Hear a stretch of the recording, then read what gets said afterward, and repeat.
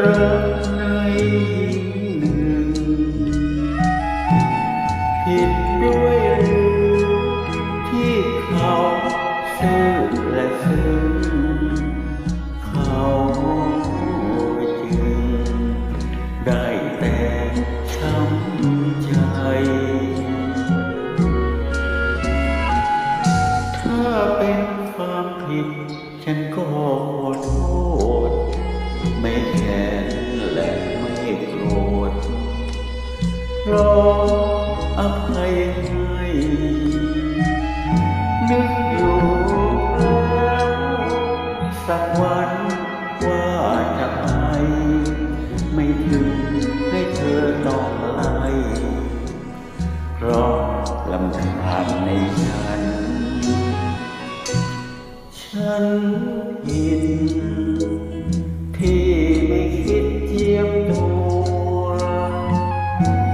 ฉันชั่วที่เฝ้าใฝ่ฝันรู้ก็รู้เธอไม่เห็นใจกัน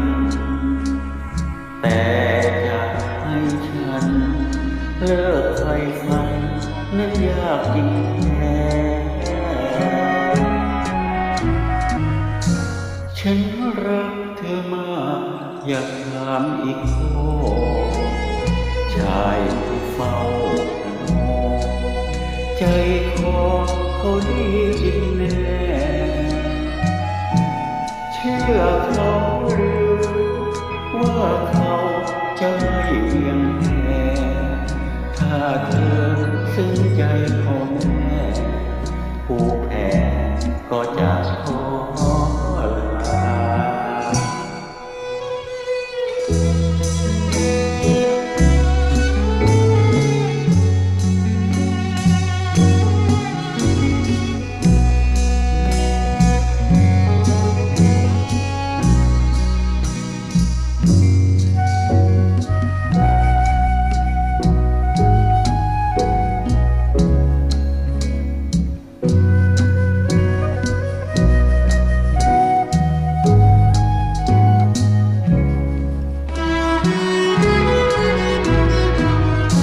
ฉันรักเธอมากอยากถามอีกข้อ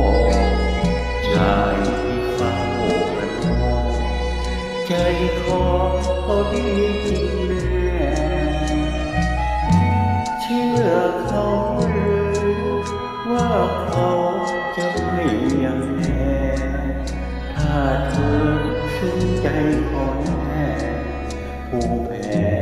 ก็อยากขอ